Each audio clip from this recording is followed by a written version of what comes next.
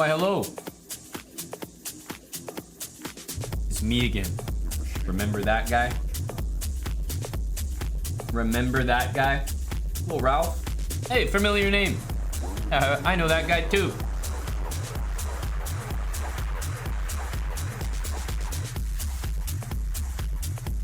Hello, Beacon. What's up, chessbrah?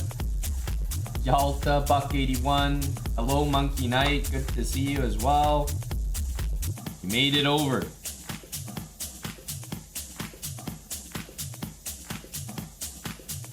No. Must be someone else, Buck81. Must be someone else.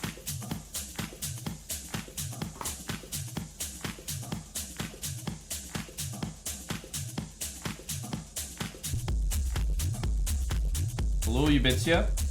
Well, I have a new series I'm gonna do, but wanted to chill and maybe watch some YouTube or something while I eat.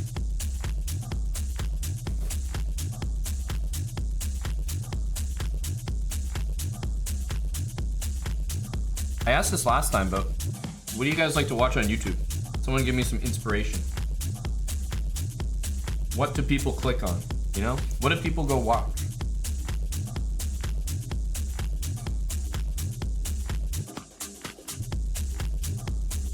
My videos? I've already seen them all. Good answer, though. Good answer.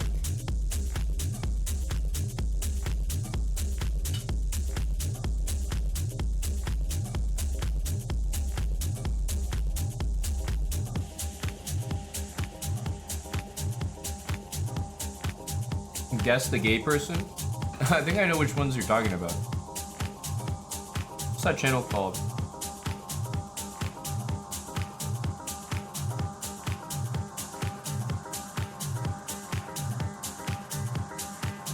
Yeah, Jubilee. That's the one.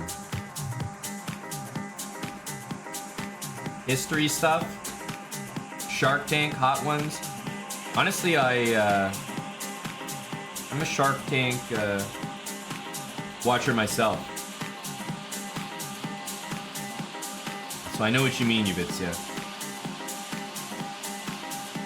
Poker vloggers. These are some good ones.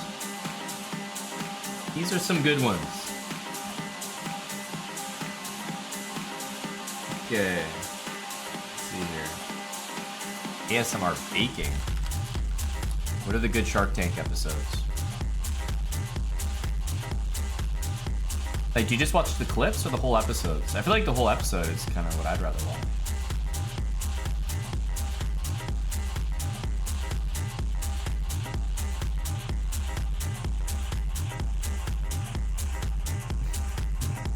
Yeah, but Crumb, you know, you get counted as a viewer when you gift us up. That's how it works.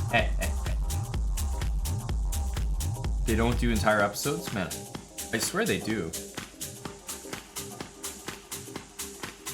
Maybe it's Dragon's Den? Most confusing pitches. Oh, okay, I like it. I like it, Ubitsia. Most Ubitsia. I'm just gonna click the first thing. Most infamous imposters. Most Ubitsia. Sounds exhausting, if not impossible. Not for everyone, though. Some people slip into a new identity as easily as you'll slip into a pair of shoes. In fact, history is full Most of Ubitsia. dons new guises and 240k views. Someone else entirely for money, power, or in some cases, just for fun. Number 8, Lord Gordon Gordon. Is there anyone that is here with us now that maybe wasn't watching last night? Because I started this series last night,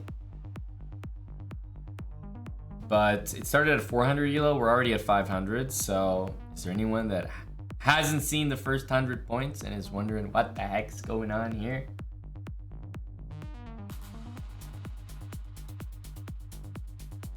Doing a few series right now. Our other one is the Scillian series, Rapid Chess. I'm still doing that, but I thought we would continue with this one. Give my pitch. Well, you see, I've got these generators.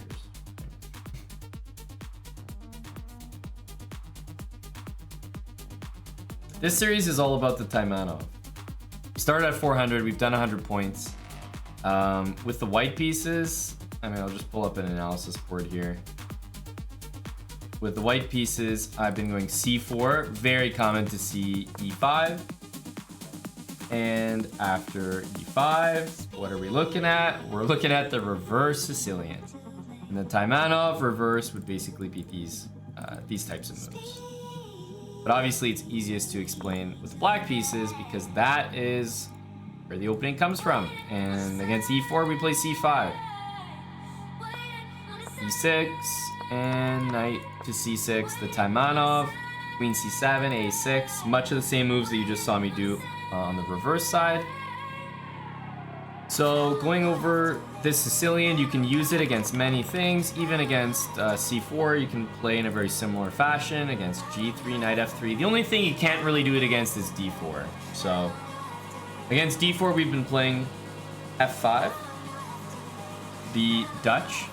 It is a little bit like if you kind of reverse it, but I'm playing the Dutch separately just to play a different opening. I'm not going to try to force the Sicilian against d4. It doesn't make any sense. It's not happening. It's just not happening. And I don't want you guys to play it that way either. But we're really focusing on e4, c5, trying to give you guys a nice Sicilian to play. A Sicilian, I think, is a daunting opening to get to know, to learn. I think it takes, a lot of motivation to sit down and really dive into all the theory that the Sicilian has. But I think I can simplify it pretty nicely for you guys. And I hope that you'll become familiar with the setup very quickly, how to use it. And it also works really well in low elo because everybody plays this stupid bishop c4 move against the Sicilian. I don't know why people do it, but I've already trapped so many pieces. People playing bishop c4 and just not realizing that their pieces are going to get trapped. So I think this is a nice bite-sized way to present the Sicilian in so many words. So let's jump in. I'm playing 3-minute games as well, not 5-minute chess. Decided to go a little bit quicker here. So I am just gonna jump into the first game. Hopefully we get some e4, right? Because then we'll get to play c5, get right into it. But even if we get white pieces, hopefully some of the ideas still stand out to you, because we want to get to know the setup, and the setup we can do for white and black. So let's jump in the first game. It'll be easier to explain when we have an example to go with it. All right, got the white pieces, so we're going to start with c4. And of course, not everyone is going to play e5. Absolutely not, but it is a very common move. All right, I'm going to stick with our setup here. We do play e5 eventually. We do want a3, but we'll start with the queen first. Okay, attack the bishop. For example, bishop a5 is exactly what I was just talking about, already losing a piece in the opening. Even bishop c5 could result in the same thing. So takes, we do want to take with the queen, and yeah, the main setup is queen out, queen takes, and eventually going for pawn to b4. Anytime they play d5, we're gonna have to take that. That's pretty much every single time. Knight takes back, we're gonna retreat our queen. Where do our pieces want to go? Probably like this, castles, and then this bishop over here on b2. That's pretty much it. That is honestly all that you need to know. Now, doing it in the right order is still important. But so far, so good. Okay. Now, why is my opponent playing this? It's some weird phenomenon that I didn't realize was gonna like infuriate people at 400, 500 elo. But for some reason, people cannot stand they just can't stand it on c2. So they get this idea like they're gonna play bishop to f5. I don't know what it is, but people have just been infuriated by this queen there, and their first instinct is to attack it. So that's why I'm seeing a lot of this move so far in this series. It's really not a very good move. If the bishop goes there, we always have pawn to d3. But the other thing we have is we also have pawn to e4. At the moment, knight to d4 would be played, but you know, this has me looking at knight f3 and saying, wait a minute, bishop f5, e4. Right? That's just an easy fork. Knight d4 is covered. So probably bishop f5 has an answer now.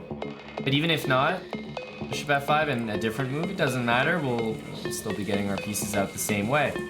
Knight to f6. Okay, so now e4 is maybe a bit of a threat. I'm gonna play d3. There are other moves, bishop b5, but I'm gonna keep it real simple. d3, not gonna allow e4 that easily. Let's say we go here. Castle next, e4 happens. Could go ahead and take it, could move the knight. But of course, with so much pressure, I think we're gonna go take that. Bishop takes. I think I'm just gonna move my queen one square up. I would have moved my queen no matter what, you know, if the knight took or something. b4 and bishop b2 wants to happen. And our bishop's really well placed to always support that knight and get castled. Now I think my opponent is regretting not having that pawn there, and knight d5 off the back of this g6 move. Oops. Kinda had a feeling that was gonna happen. And nice and simple. We've already done the hard work. Let's just trade queens. We don't need to be a hero here. Castle, and we are up an entire rook. Definitely winning from here.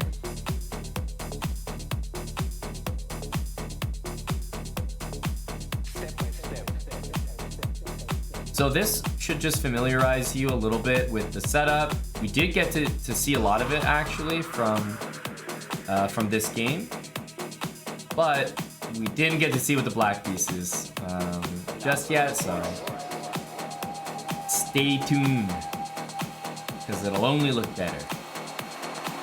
Let's go take it. I'm not sure he notices the the bishop there.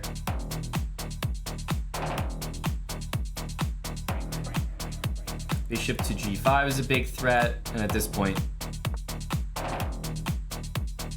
think we're just cleaning up the material.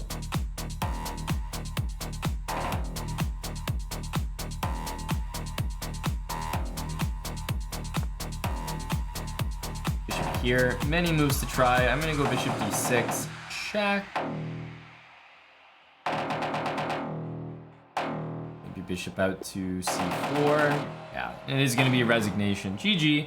I think that my opponent put up a good fight in the opening, but we got to see a little bit of where the pieces go and why. b4, bishop b2, d3, bishop e2, castle. And that's like a very good setup right out of the opening. So that's kind of nice. Yeah, and just a blunder, and obviously the game is done from here. But let's keep going.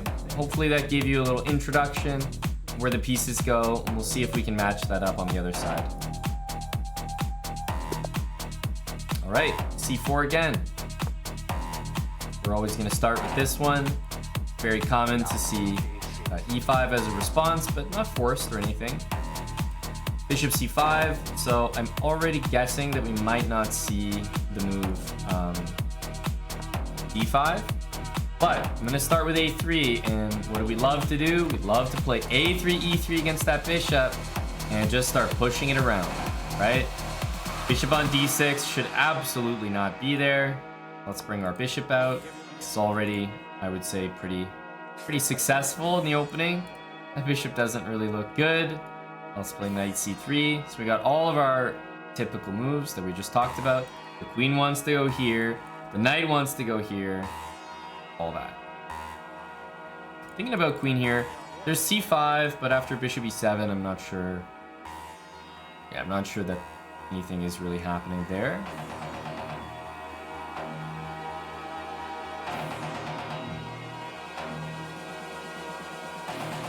I'm gonna make this move work.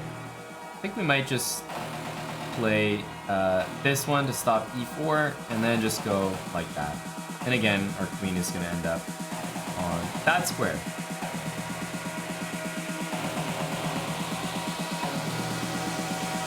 Kind of so focused on playing my setup here that I suppose we didn't even win a free piece, which was there with c5, but it's really testing my limits here.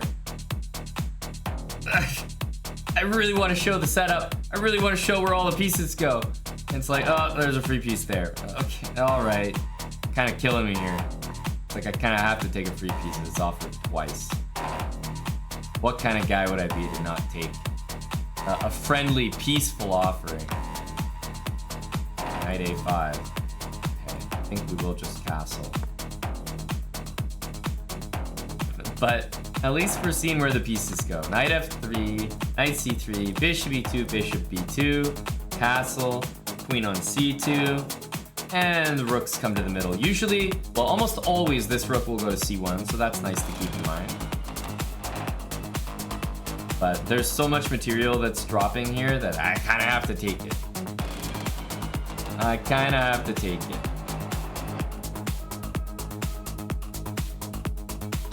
Take that.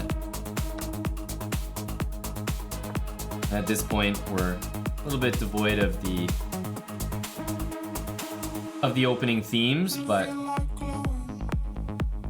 you get the idea. Queen f5. Bishop d3 would almost be made. Let's take. Bishop d3 intended. Even king h8 doesn't help. Yeah, so here the rook can move, and it's not quite checkmate, by the way. The game is not completely over here. We want to take and play knight h4, knight f5, but we don't even need knight h4. That will just be mate.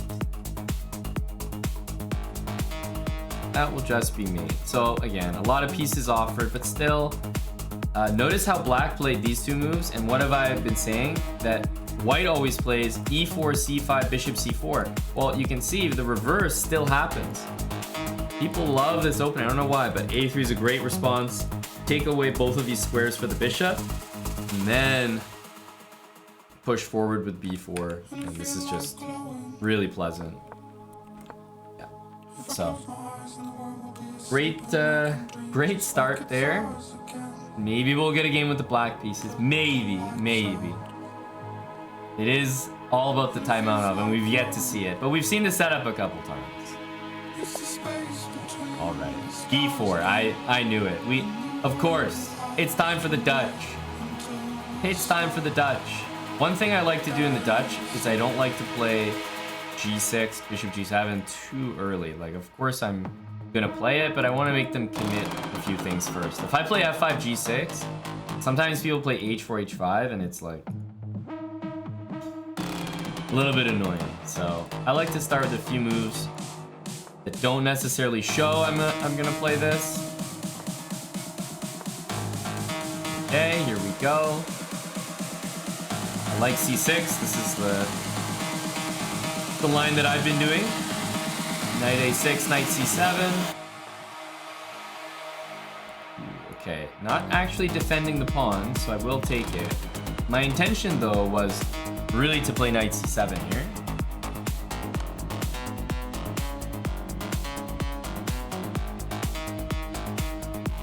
Okay, knight here. I think this is safe.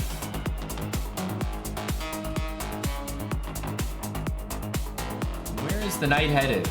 Like, is it going to e6? Maybe we should ask and find out. Yeah, I kind of had this feeling. Do you remember, wasn't there a guy? Oh yeah, Ralph Wiggum. You said you always blunder knight e6. I think you meant as black. This guy blundered it as white. Oops. Oops.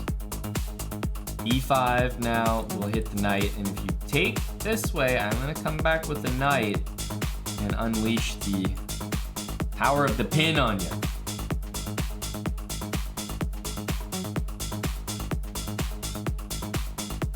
Takes. Oh, let's take here. Hitting the queen. That's also a piece for us. So far, so good with this setup.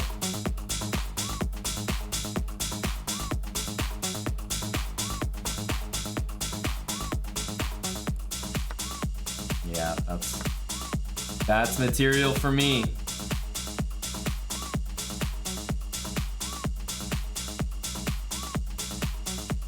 Okay, let's get rid of this rook. I know there's hanging pawns, but I think trading the rooks is the easiest way to win here.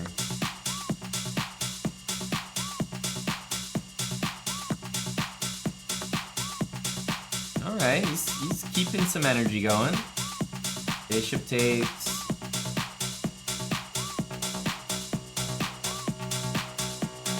Yeah. Well, there's queen takes and queen f1. I think if he goes there, that would be a nice little finish. Yes, sir. Here we go. Another good game. We're getting, you know, +8, +9. These are big rating gains for these games here. Another a comfortable win with the Dutch. Leningrad. I always like this setup. d6. You will fianchetto. But then by playing knight a6, knight c7, you never have to worry about this square. e5 is a little bit tougher for you to get, but you're not necessarily planning to play e5 in this line. You go like this, maybe h6, tuck the bishop in there. You can play pretty slowly. You can play slowly.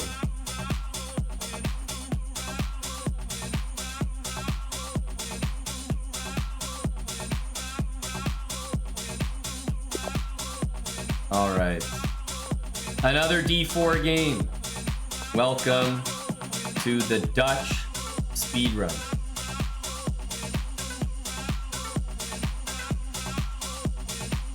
Unstoppable opening, always the knight after, probably d6, and like I've been saying, I like to go g6, bishop g7, but I don't like to do it too early, so I'll do it now.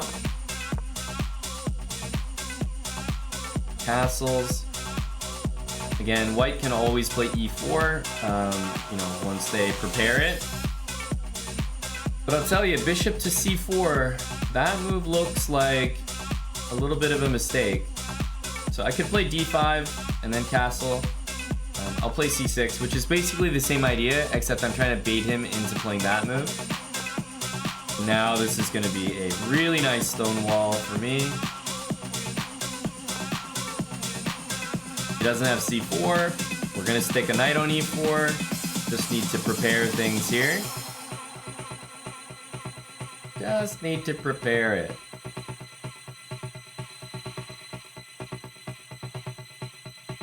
Knight here, or do we just throw the knight in to start things off? e6, I'm a little apprehensive. I almost want to play this right away here. There is a pin that I'm concerned about, so you know what? King h8, it's time for that. I think this is the right idea. And what the heck is that move? Now I get my pawn there, like, you gotta be kidding me. It's a dream. Big blunder. That move doesn't threaten knight there. Now let's take. There's no knight f7 for you.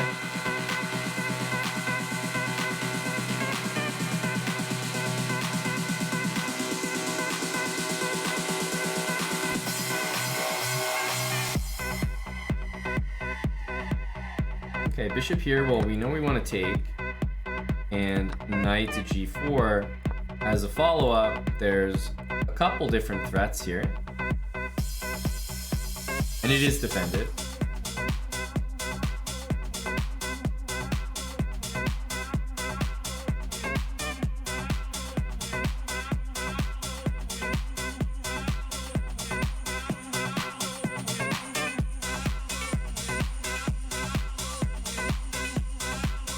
Hitting f2, hitting e5. It's interesting because although f2 can be taken, I actually think that I'm going to take e5 because I think my knight might get trapped in there. I'm a little concerned. So unless I find a nice tactic that I can play, I don't know if I like knight takes f2. So let's have a think here.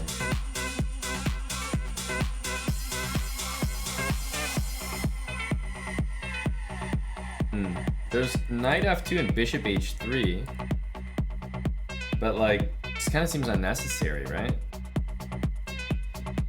I'm sure that the move is knight takes here. It's just so much safer to go here. So why not?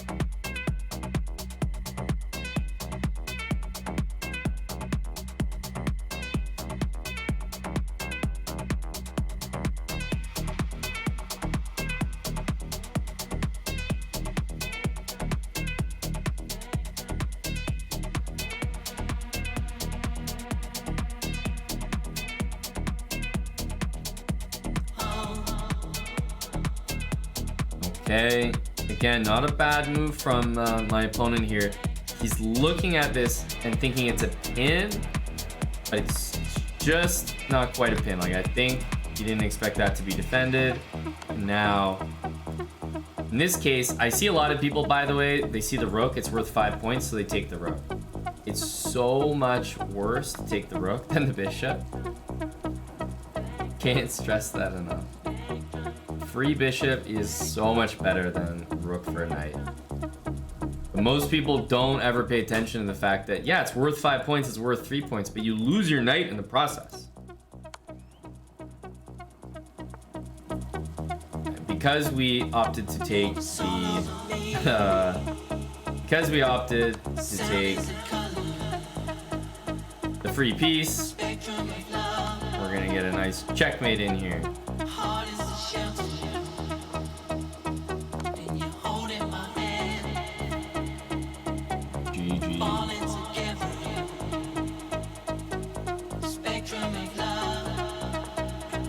So, I mean, if someone plays against the Dutch and plays bishop c4 to stop you from castling, you'll almost always end up playing d5 because guess what? You have to castle, and if you don't castle, you're really setting yourself up for failure. So you have to do it, and this is the only way to make that happen. e6 is a little Eh. So, gotta be d5 here. But, on to the next game. What are we at? 537. Let's keep going. Alright, Rod. We do get a Sicilian here. And Bishop c4. That opening. Wow, it's so common, right? Everyone's going for this little checkmate idea. Guess what? The Sicilian that we're gonna play is e6, and it's pretty effective because it always keeps you safe from these checkmate ideas. What did I say about d4? Every time it happens, we take. And if the queen takes, well, this is just comfortable. Our knight wanted to go there anyway. This is part of the Taimano. And you're telling me I can attack the queen in the process? Why, thank you very much. All right, then the next move is the queen. In this case, because of the way white's developed, we actually did have a threat of knight e5 there, which white incidentally defended by making a good developing move, knight f3. I mean, there's knight b4, hitting c2, knight b4, queen e2. But I just don't think it's necessary. I'm gonna stick with our plans here of simply a6. Okay, but now after knight c3, although we have b5, bishop b7, I'm also spying some tactics here. Knight b4, knight takes c2, and queen takes c4. So there are tactics in this position, which is why I think I'm going to do this. But the reason I want to do these tactics is to show you that this bishop c4 often is not, I mean, it's just not good. I really have a bone to pick with this opening. I'm just going to go back. And b5.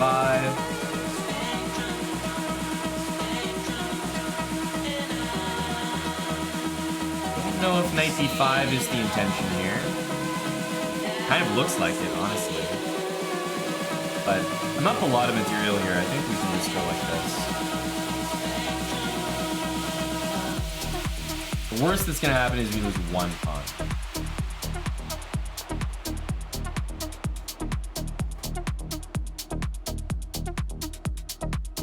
Okay, this knight's attacked. Obviously, we need to do something about that.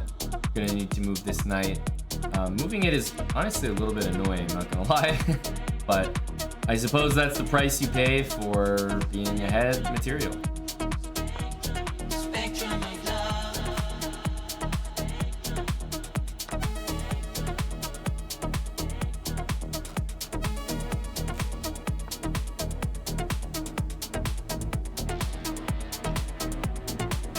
Okay, knight d4, knight f6.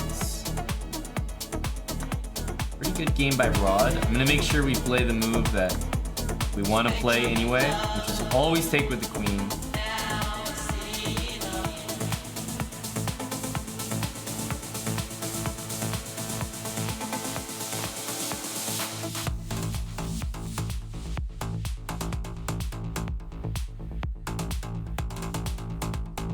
Knight d5. c4 is honestly a good move. I like the move c4 by my opponent. I'm gonna be ultra greedy and take that. Ultra greedy and get over here. I mean, this is max greed, right? We're going for like the finish here.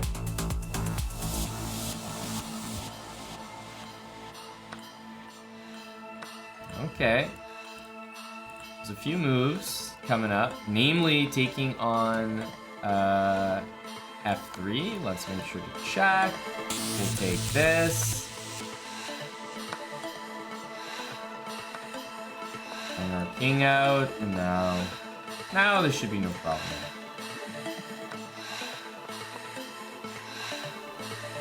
I like f5 just to block all the pawns.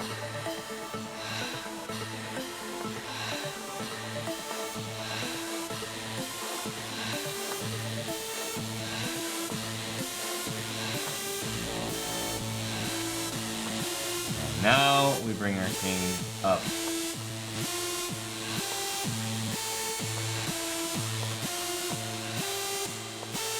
The reason I'm moving this pawn is so that white has absolutely no moves.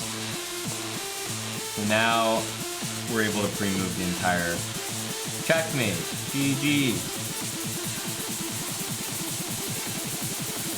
I couldn't pre-move this because he could play f3 or f4. That's why I did that. Just to make sure.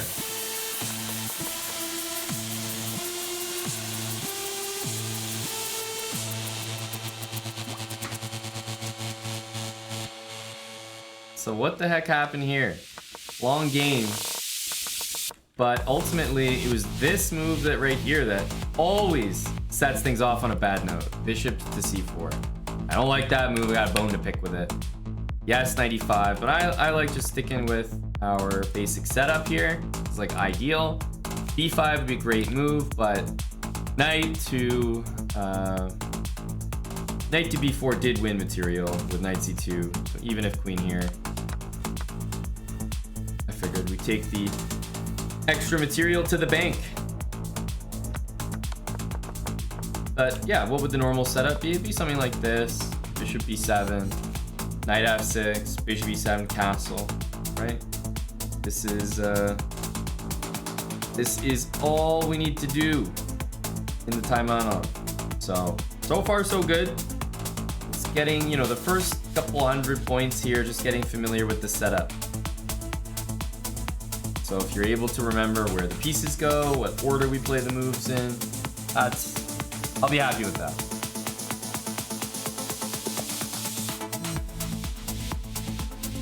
Okay, c4 with the white pieces.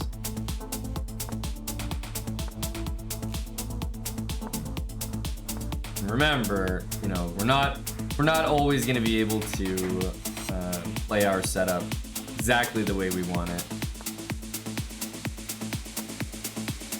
Because we didn't get the move e5 here from our opponent. That was a very telegraphed move, and unfortunately it doesn't even help. So even though we've got our Taimanov set up, yeah, that didn't really help out too much. I'm gonna slot the knight in because I'm kind of expecting queen d6, king d8, which would be really nice.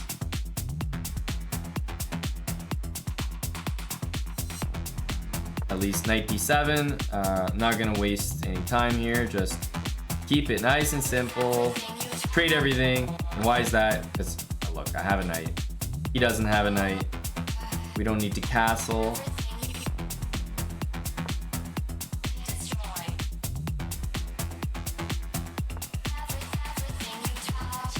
Comes d3, probably b3. He's given me a pawn here, so obviously tempting to take it, but you know what? I don't even want to open up the c file here. I'm gonna play b3.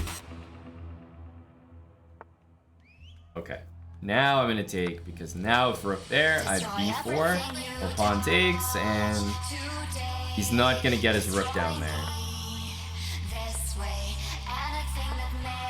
Rook to the open file. Honestly, I think we could just double the rooks here. Now we're looking to bring the rooks in, so this knight needs to move. I'll say knight d7, just get out of the way.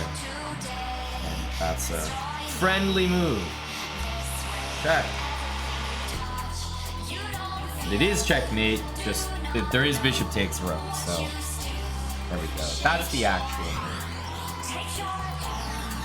That's right, Red Bandits. I mean, look, I'm always gonna try to play the best moves. I didn't want to allow any counterplay.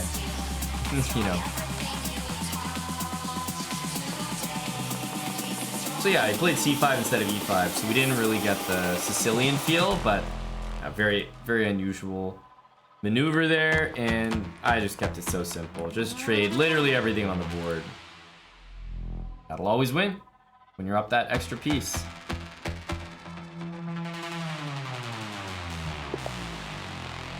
Okay, e4. We do get our Sicilian.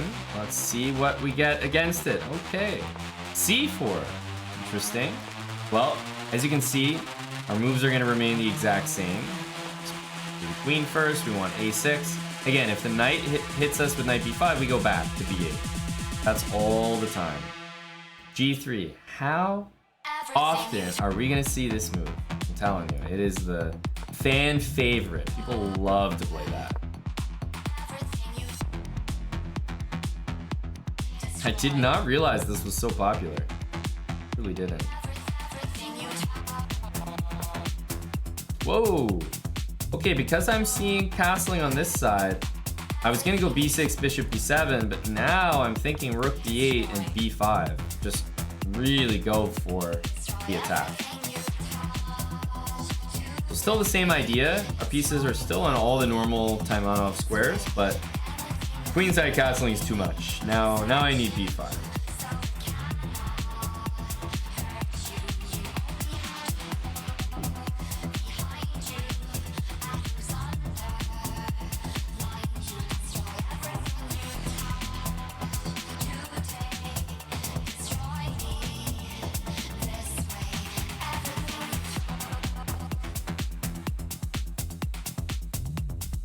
Okay, bishop there. It's not gonna stop us from playing b5. On digs, keep pushing, keep making threats. This is why the Sicilian is such a nice opening. We're covering these squares, we're covering d5, bishop's being blocked. It's a really, really comfy position. All right, I see this move and I see knight b3. That's the first thing that jumps out to me here. So knight d4 is a no-brainer. Knight takes b5, rook takes b5, so that we have knight b3. And yeah, if he overlooks it altogether, then of course knight b3 wins the queen, and with it the game.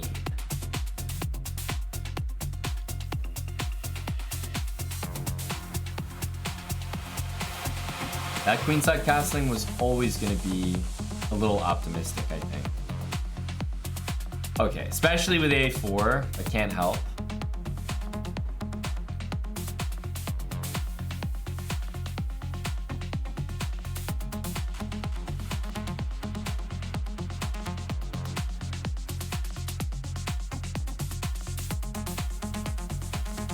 Ooh, disconnection.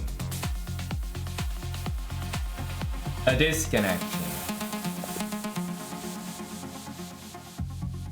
That's okay. For every person named Daniel who quits chess because of this game right here, there will be someone else in chat who starts chess because of the great Taimanov speedrun. So we're going for net positive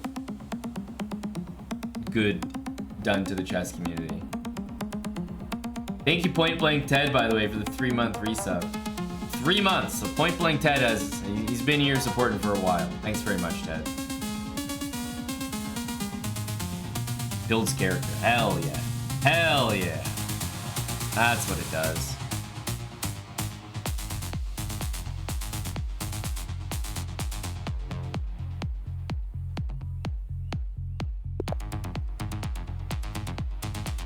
All right, let's go for c4. Usually people go for e6, but of course they don't have to. Keeping our same setup here. Of course, it's not super effective against this. The whole point of the Sicilian is like you take and maybe the knight takes back. So here, it's a little bit different, but I think we can keep the more or less the same setup.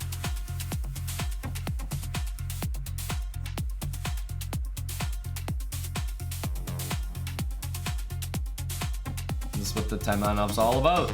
Queen here, knight here. I'm gonna go bishop e2 next, castle, and then b4, bishop b2.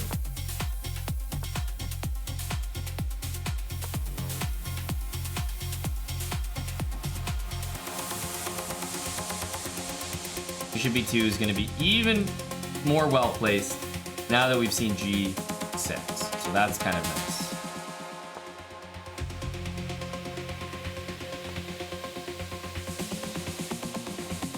CE5, I definitely feel like taking kind of has to happen. So I think I am going to take this. Yeah, now rook C1, I think.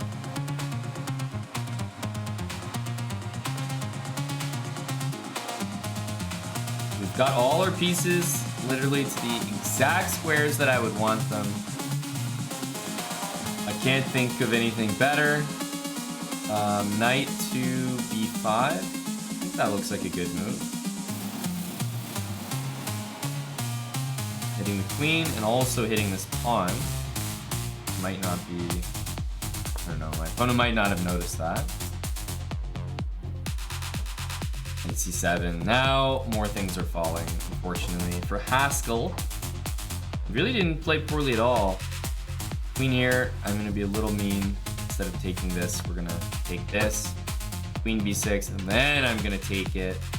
And yeah, he's running out of squares, put it that way. Ouch. Ouch. And at this point, I think bishop takes f6 was just fine, but why not keep my amazing bishop on the diagonal? So I'm going to do that. Yeah, this bishop is so strong. Why not keep my amazing bishop on that diagonal? Well, because I'm going to win a piece. That's why we don't keep that amazing bishop on that diagonal. But if I wasn't winning a piece, then I wouldn't have done this. That'll get me to go back on my word. A free piece. See how easy I am to convince?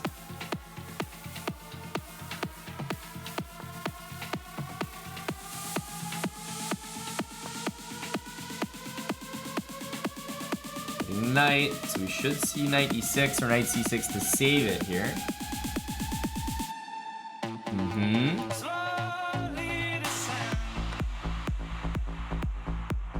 I think it's just take pawns time.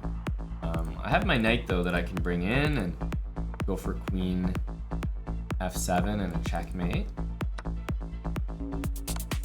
Not queen h7. Oops. Queen takes f8. That should do the trick. GG. See, these first couple 100 points. Yes, there's lots of blunders still. We get to see the setup, where the pieces go, but ultimately, most of the games are decided by, tactical play rather than just the opening itself. So I like to use these early games to mostly just talk about the opening and use the repetition to get familiar. Right, speaking of repetition, let's see if we can remember the order that we play these moves. E4, C5, we start with E6. Now when we see this bishop move, and I've mentioned it a lot because guess what? It's super popular. Everyone seems to like this move. After A6, E6 to take away those squares, I'm gonna start with B5. Attacking the bishop, now needs to retreat somewhere. And although C4 is a move, I'm gonna stick with our standard stuff, which is pawn takes, bishop to B7, and these kind of moves coming up next. Okay, so this is the exact setup we want. Knight C6, knight takes, queen takes. Not pawn takes, not bishop takes, always queen takes.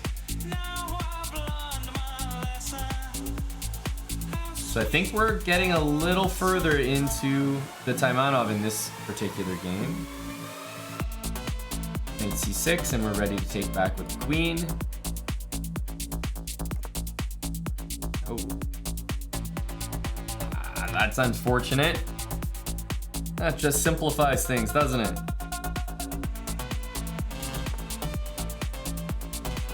Well, we're gonna keep at it. Hit that queen.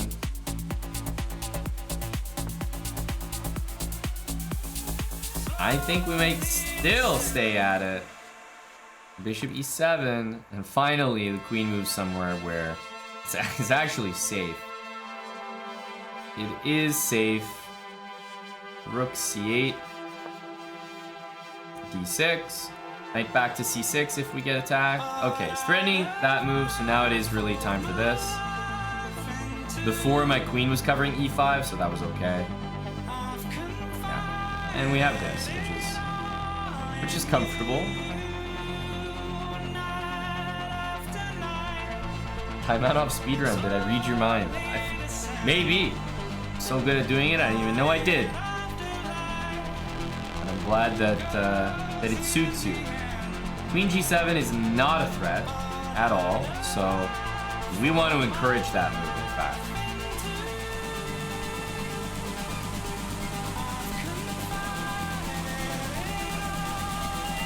I'm looking at this. I think we have some pawns we can go hunt down here.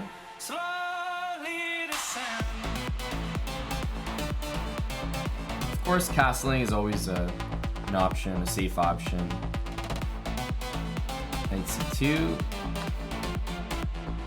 Because we know that if queen takes rook g8, we actually take on g2, and it gets bad for white. Not to mention, there are 2 rooks hanging in the current position.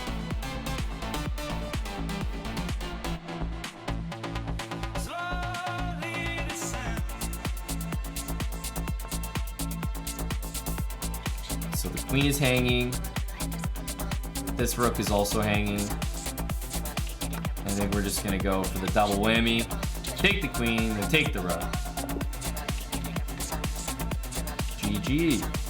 Unfortunately, our opponent hung a knight on d4, so we didn't really get into this game. But that was the setup. I mean, again, on this bishop move, always the 2 pawns first, and then we're likely going for b5 right away. Bishop b3 would already lose the bishop.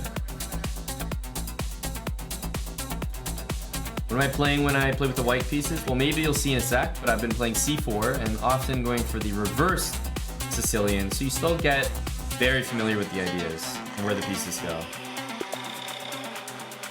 All right, Eddie Joe. We got another Sicilian here. Knight f3, e6 we're gonna go for. d4 is the standard move. We're gonna take it back, but we're at 500 elo.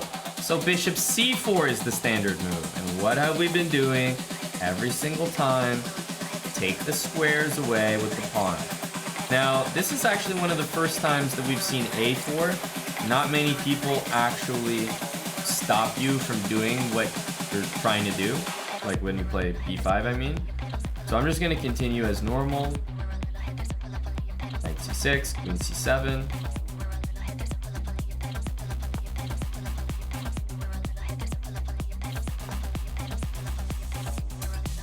Squares are both covered at the moment. And even though I can't play b5, I'll probably just settle for b6, bishop b7. And it'll work out to be very, very similar.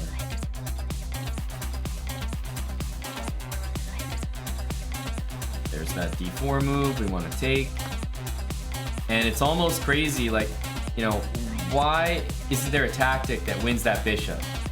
But unfortunately there isn't here. It just kind of looks like there should be, but there's not.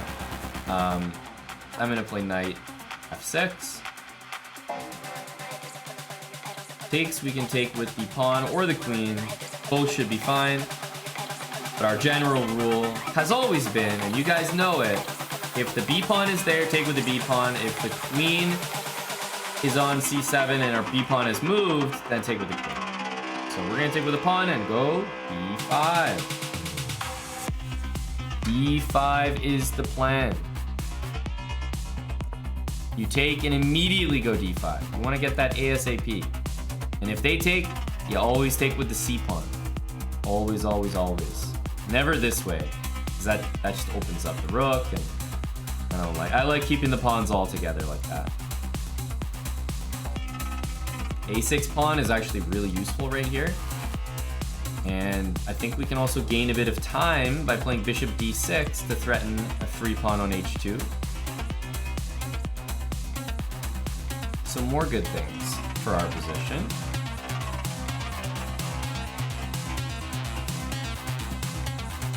Yeah, bishop e7 is so simple to get developed, but I am gonna take the opportunity to threaten that pawn because I think may as well gain some time. Why the heck not? There we go. There's a good move. I'm actually going to copy him and play h6. Castling is fine, but may as well stop bishop g5. Bishop d7, castle.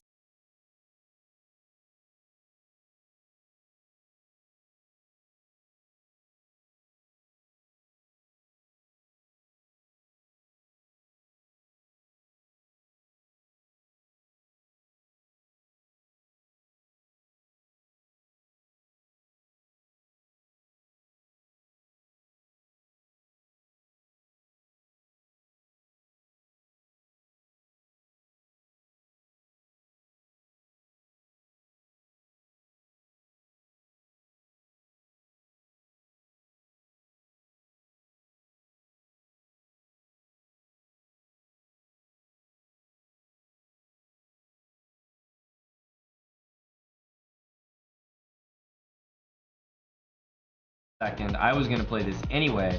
Now it just makes even more sense.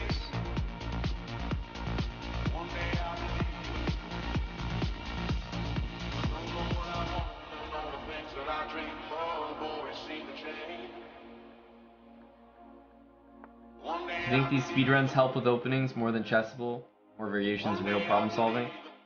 Tommy, I hope you mean that because, first of all, that's a very nice thing to say. Second of all, that's the reason I do them. I think they are more useful. I think you see variations that the real people actually play, you know? I'm on the ground. I'm doing field research here. These are the moves people actually play. If you went and you learned a course on the Taimanov, do you think there would be like a whole section of the course dedicated to this move? I can tell you that I've read a really, really good book on the Taimanov. It made me a great player in that opening, and it never mentioned this move once. Not once. And so far, it's made up about 60% of my games. 60%, I mean, like, you see it almost every other game. There's bishop c4 or bishop c5. It's a lot. So it helps, even if it's not the best move, to be very well prepared. What the heck do you do when someone does that? Because guess what? That's what people are playing. And obviously, as we move up the rating ranks a little bit, we'll run into other moves that are more challenging. We probably won't see this move ever again. But you're not going to make it to those ratings if you don't know how to handle this one, that's for sure.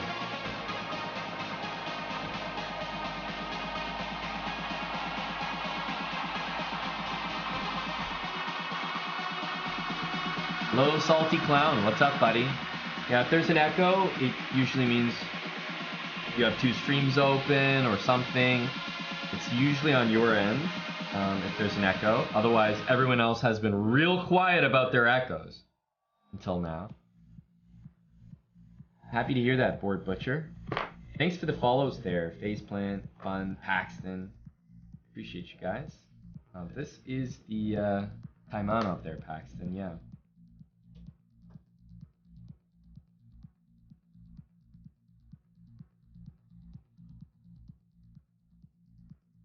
So we're at 582. Let's keep going. We've been getting a lot of Sicilians the last couple games, so it's great. Very repetitious.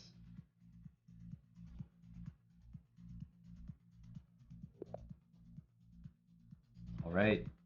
C4. All right, and you know, C4 won't always get met with E5, but that's okay. Whoa. Talk about bringing that queen out early.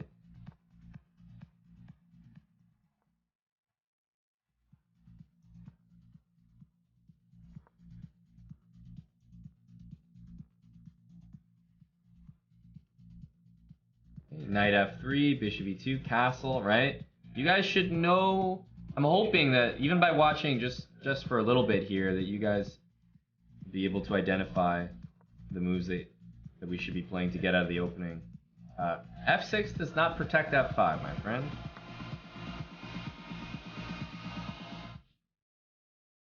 Why are people so addicted to playing bishop f5? I don't know. This is another one of those things where it's like, if you don't do a series like this, I don't even think you become privy to that knowledge. But people love attacking this queen. It's so bothersome to them that it sits there on c2 or c7. Here's another example. Knight b4. It's like, okay, it's kind of a cool move, but what have I always said about knight b4? We always respond with queen b1. Now, in this case, he was trying to use the pin on...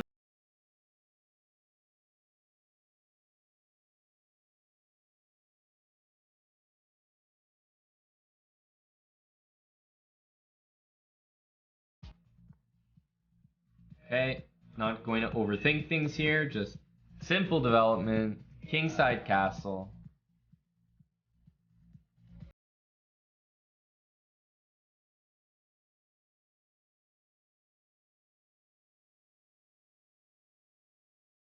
If this, I can even call this an attack. It honestly seems like a massive compliment to that move to even refer to it as an attack, but okay, there's the attack. G6 is hanging, which is the first thing I noticed, so I'm probably going to go take that, but b4 gets my bishop out. Yes, it might lose a pawn, but guess what? I'm up a piece here, and opening up a line against the king will almost always be a good thing. Okay. Did not see my sneaky idea there. Having my rook uncovered from a1. Oops. Bit of a mistake by my opponent. Queen can come in and capture on b6. And I think we want to do this as opposed to moving our rook. I know this loses material, but it also will probably get us checkmate in just 2 moves here. And it does.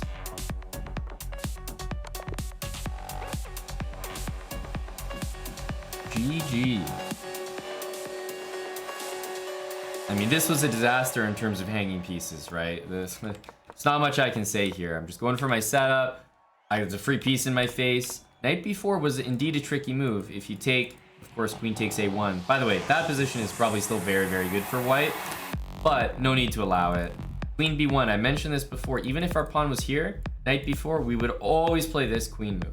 Same with black, queen b8. This is important because you cover the squares the knight might want to go to, and your next move is going to be a3 if it's not there already, and you're going to force the knight to move, and then you can always return to your great c2 or c7 square. So that's why I like this retreat in answer to knight b4. Next game.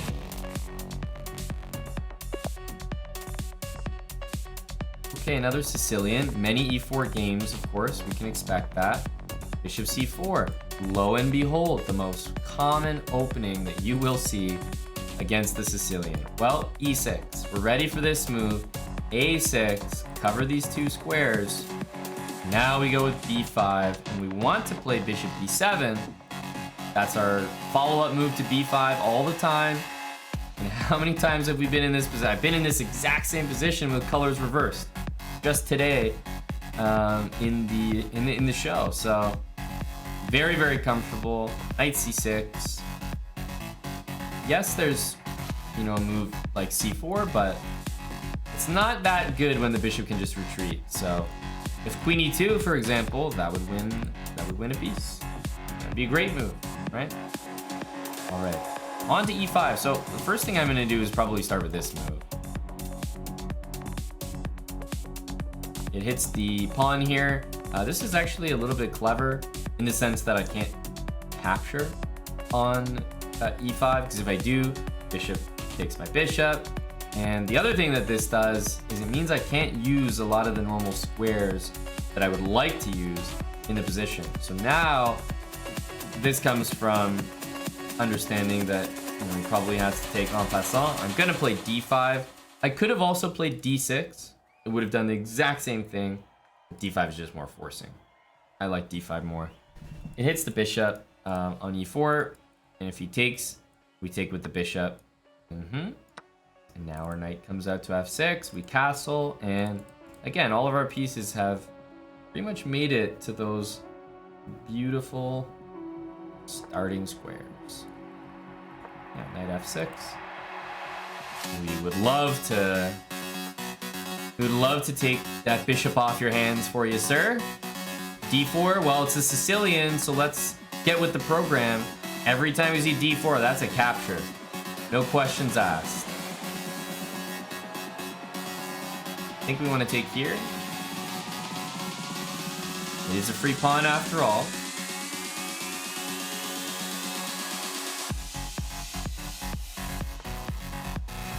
Okay, king goes this way. A rook on the d file is going to be extremely strong here. I think we can achieve that immediately by going long castle. Now, this is a rather unique position because I think that long castling is not a move I would ever want to play, but because it, you know, immediately brings this pin, I think it's the right thing to do. Bishop takes, queen takes, and then queen h1 will be checkmate. Yeah, so if he defends checkmate here, I'll be very impressed. Because that's not an easy move to see. I'm expecting like bishop e3. Or maybe a queen move, but there's not many safe queen moves.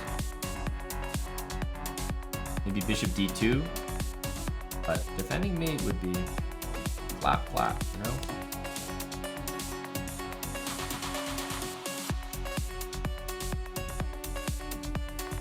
Maybe he'll go for the move in between everything. I was just about to say knight e2. I was gonna say a move that goes in between everything I just said. It doesn't blunder the mate, but it does blunder the mate. It's like he won, but he also lost. He won the challenge, but he also lost the challenge. It's mate in 2. GG.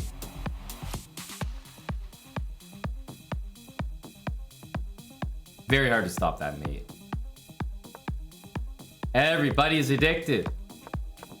Once you get this, I mean, it's just such a pleasant position here. e5 was played. We decided to play queen c7, bishop e4, and after d5, black just has an overwhelming position. Yeah, the pieces are just so well placed, and knight f6 boots the bishop off, or you lose the bishop, and look how strong those pieces are. Very good position, and that's to be expected when your opponent starts like this, okay? Trash opening. You should be getting great positions against it. So I hope that our review, essentially this has become a review class on how to handle this. So I hope it's helping. Let's get one more game. We're not officially 600, we're 599. And I know a certain GM has been 99 and can't quite call himself that next level. I think he was 2899 and he was never 2900. Honestly, pretty embarrassing for him. If you ever see that guy, make sure to let him know. Let's see if we can get it. 600. We know we need c4. Again, Sicilian mantra. You know, when we see d5 and it's not supported by a pawn, immediate capture. Okay, here we go. Knight out. Let's bring our queen. We want e3. These are all the kind of typical moves. Look, people get incensed by this queen here. I can't explain it, but people are bothered by queen c2. They will not let it sit there. Okay. Bishop e2 is a very regular move, right? I want a castle, etc. But when I see this, I see that bishop about to be trapped, but it has that move. So h3 is actually just a very strong move in the opening here to threaten e4, and I did not expect he would be able to handle it. h3 is really strong. Pawn takes or queen takes both work here because the bishop is going to be trapped no matter what, but I like queen takes because it hits the rook.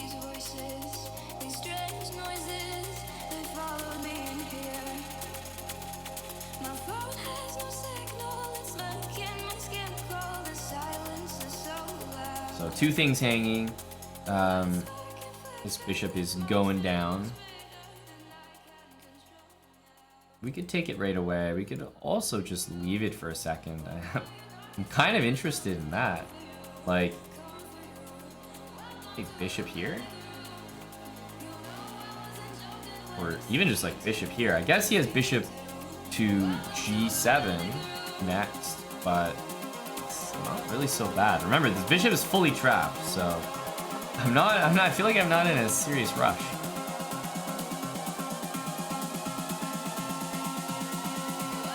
Bishop E2, castle, you know? That's a good move for sure. I'm gonna say Queen C2, but maybe Queen B3 is a little better. Once again, the bishop on F5 is 100% trapped, so there's a reason we haven't taken it. And now after G5, hopefully you can see it makes even more sense to take it now rather than earlier. We take before, maybe G takes, but now this really benefits us. This is hanging, that's hanging. Lots of good stuff.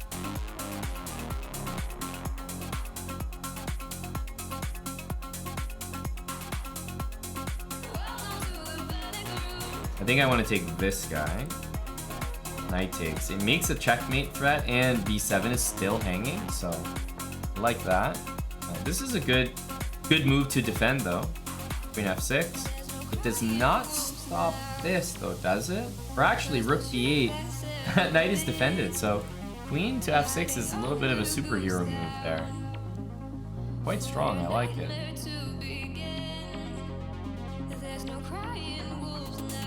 I think I'm gonna make the ultra greedy move. Knight takes H7. Who the hell is this guy?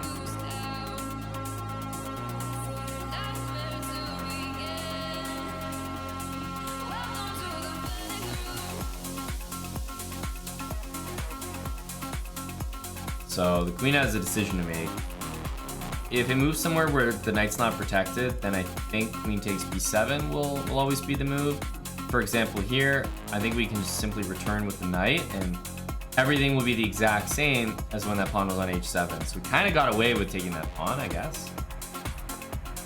Oh, and now he misses it. Oops. Oops. All right, this is a KO, but it's not for beating the weeb here. This is just a KO for 600. Yay.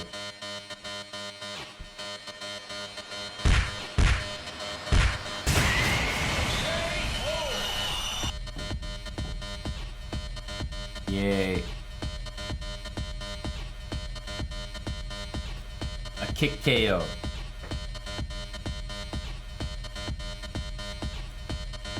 Yeah, we're at 600 now, you know, we're feeling it.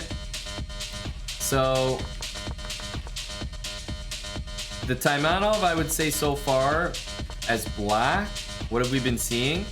I swear, it's been this bishop c4 stuff, whether knight f3 is there or not. It's been there like every single game. So early on, it might seem silly. You're gonna see lots of blunders by the opponents, lots of hanging stuff. It's gonna seem like, okay, you know, why are we watching?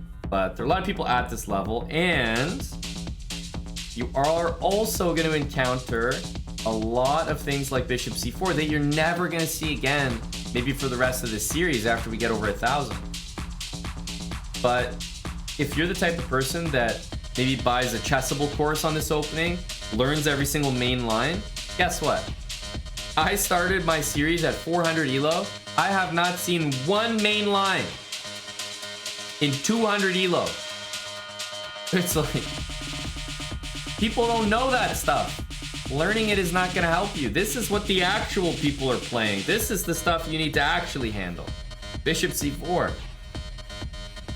Right? You need to get in the heads of your actual opponents.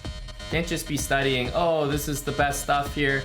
This is what the guys play. It's like, no, study what your guys play, not what the top guys play. Platinum Blonde, 6 kick subs. Thanks for the gift bomb there, Platinum Blonde. 6 for 6.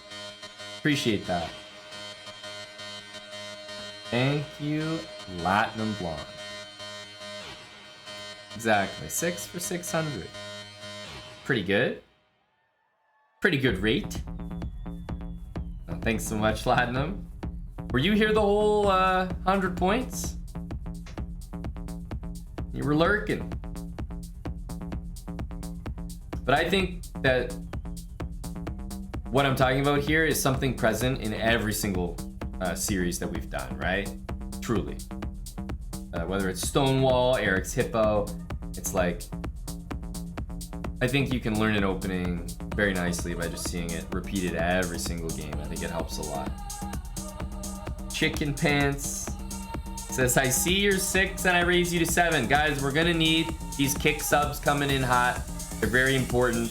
Vegas, I believe, has won Stanley Cup, and although I predicted a lot of series correctly, I can tell you exactly which series I picked incorrectly. And it's not many, but I can tell you. It's the Maple Leafs losing to the Panthers, and it's Vegas in the first round, Vegas in the second round, Vegas in the third round, and Vegas in the fourth round. It's very expensive to be a Vegas doubter. So we need the kick subs to make up for it. 6 kick subs at a time, 7 kick subs at a time. You can do your part.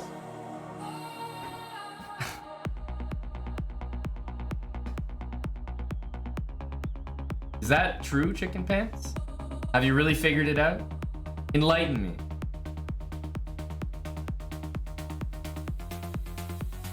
Hey, Begun.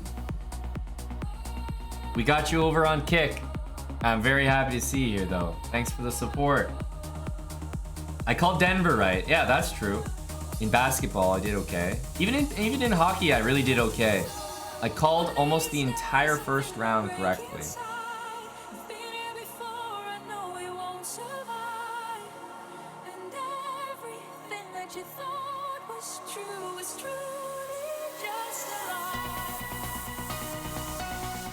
I don't believe so. Chess Ninja. Yeah, I have an old screenshot from round 1 of the playoffs, NHL playoffs. What did I have? I had every single result except one of them. And obviously the one that didn't hit, you'd think was Vegas, but I think it was actually a different one. So let me see here. See if we can find it. Took a picture of it. I was like, dude, this is impressive. Jeez, how long ago was that? How long ago was that? How much we dedicated to Kick these days? Well, we signed a deal, so we'll be streaming more on Kick than on Twitch. That's definitely true, Paxton. So if you're following here, you're subbed here, we'll be here the majority of the time. But I also don't want to paint the picture like, you know, we're fully moved to Kick and we're never streaming on Twitch again, because that's not the case either. So being fully transparent, we'll just be spending the large majority of our time here, but we'll definitely still have enough streams on Twitch that, you know, you'll see us there 15, 20 hours a week type of thing. So that's still quite a lot of time. Oh, we definitely do, Epic CS. We definitely do. Kick has been good to us so far. You guys have been good to us so far. Switching over, and while we still stream on both, we want to get you guys moved over to Kick, making an account here, subscribing, like Paxton just did. Thanks for the brand new sub, the 1-monther. Welcome, Paxton. Oh, they're doing a bit more than that, Board Butcher, but yeah, I mean, that's one reason, of course. The other thing Twitch did is, you know, it's like it's a 70-30 split on the subs, right? That's a classic thing, 70-30 sub split. Not everyone had it on Twitch, but we did. And it's going back to 50-50. So the weird thing is that only really affects the people that bring Twitch the most money, that make Twitch the most money, that are the biggest streamers on the platform. And they just kind of like, I don't know, kind of gave them the middle finger. It's like, why would you treat the people that are the best on your platform the worst? It's kind of like counterintuitive. So yeah, even when gifted sub bombs come in here, I always say thanks very much, because like literally, let's just imagine 20 gifted subs comes in on Kick. You know, that's equal to 20 subs, okay, $100. We see just over 90 of those dollars on Kick. Pretty good. Very good, in fact. As you guys know, that's pretty much the best you're gonna do. On Twitch, we see $50. Plain and simple. So that's just for like 20 gifted subs, and you can just see how that really adds up over time.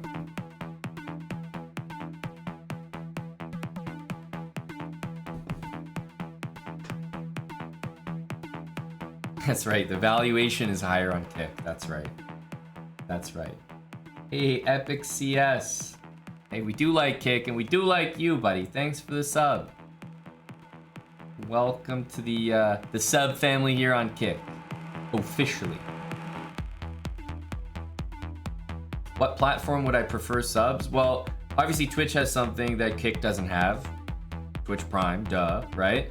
So for those that have Twitch Primes, we still stream on Twitch, and I always encourage, drop your Prime. It's literally free money. The best place to use it, I think, is still on our channel. We have so many sub benefits that I think it's a great place to be subbed. I think we offer some great sub benefits for tier 3s, as well as just regular subs, especially in our Discord. And currently the integration in our Discord is with a Twitch sub. So that, I think, still extends to be a great benefit. But in terms of gifted subs, there's no question that Kick is just way better. Way better. So if it's gifted subs, definitely Kick. But if it's a Prime sub, obviously Twitch. Still encourage people to use their Prime. Still want to remind people. But we're trying to build a sub base here on Kick. So gifted subs, and if there are people that aren't subbed, as we've just had a few, Epic CS, Paxton, that aren't subbed here. We will be streaming so much here that I think, and I hope, that you'll definitely find your sub worth it here as well. Andrew MJ, boy, I tell you, that was right in the Kick negotiate. That was in the contract, I'm telling you. Marbles is not on Kick. No, not yet. Not yet.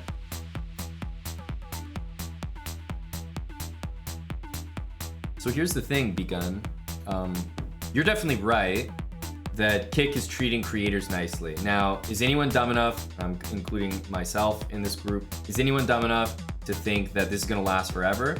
That Kick is gonna be able to offer these amazing sub splits? No, I mean, that's not how business works. Usually, you offer these kind of benefits, you get people over, and maybe they slowly migrate towards an 80-20, 75-25, God forbid, maybe even a 70-30 split. All that is still better than Twitch. And that might happen over time. Who knows? It could also be a total colossal failure. Kick might, just it might cease to exist. Who knows? When there's new ideas, you truly never know how they're gonna do. That's what happens. But the way that things are with Kick right now, I think it is just a better option for a number of reasons. And if anything were to happen with the industry, then we adjust and adapt, which is sort of what we're doing right now. Right now we're adjusting and really happy to be with Kick, and it doesn't seem to be going anywhere for the time being. There's a bunch of people that have switched over, maybe are streaming on both, and that's exciting for the moment. So this industry is just kind of like hit and miss, right? Things happen very quickly, the landscape changes very quickly, so you kind of have to be ready to make a quick decision.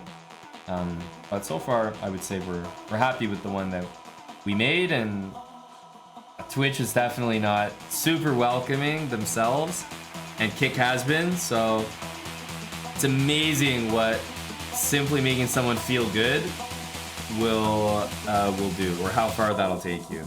So I credit Kick for that already. I think we'll still get our Hickey updates.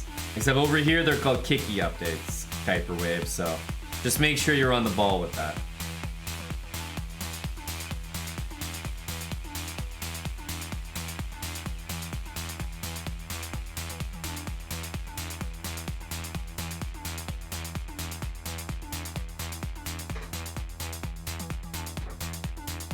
Yeah, VPAC, I know what you mean. It's a good point. But the other thing, VPAC, is, just so you know, is like, obviously Twitch did something recently where they made it, let's say, cheaper for, you know, proportional to the country's currency. So a sub from Turkey, for example, would not be the same price as a sub from the USA. So yes, you're correct, but also just remember that from the streamer's perspective, when someone subs from the US and someone subs from Turkey, you also don't get the same amount of money. So you're right that it benefits you buying the sub, because you still get all the sub benefits. But just know that, you know, the same thing also applies to the creator in a negative way, which is like that you don't get the same amount of money as a regular sub as well. So yeah, it goes both ways, but I am glad to see that, and I know that that benefits a lot of people. So that was a cool thing that they did, but just know it's not all good, because it does change the value of a sub a little bit as well.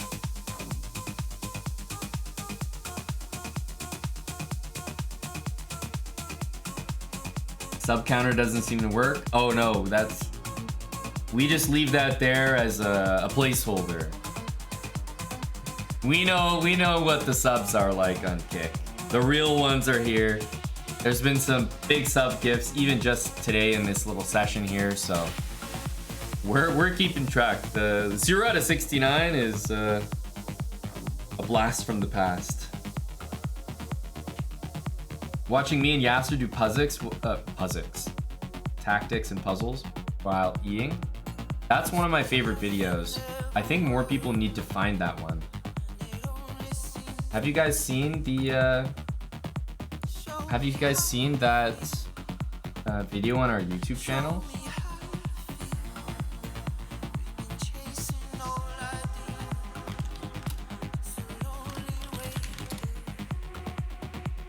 I really like these. By the way, this is a new one that we did together, me and Yasser. But as you can see, number 2, number 3. But the original one year ago, this is the one that has the most views. This is like a 3.5 hour video, 2 hours 45 minutes, almost 4 hours. I just think it's like the perfect thing to put on while you're like cooking food. Total background music. You just listen to Yasser's voice tell stories, and yes, there's a tactic that we often spend 10 minutes on, so you can sit there, you can think about it yourself. This truly is really like soothing, and the whole comment section is pretty much saying exactly that. So if you haven't seen any of these, I think they're awesome. I think they're really really soothing. They're very educational, and obviously they're very fun. Yasser's telling a ton of stories, and he's definitely trolling me on some of these problems. So these are some of my favorite YouTube videos, even though these ones do not have the most views, right? 9.2K is just like really low for us, but still, it's just such a good video in my opinion. I'm like, it's one of those ones I'm like, guys, why don't you watch it? I just don't understand.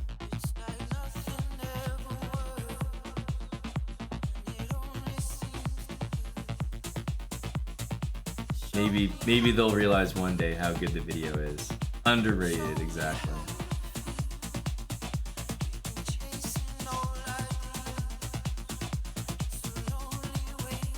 Attention span ruined by TikTok. You might be onto something there.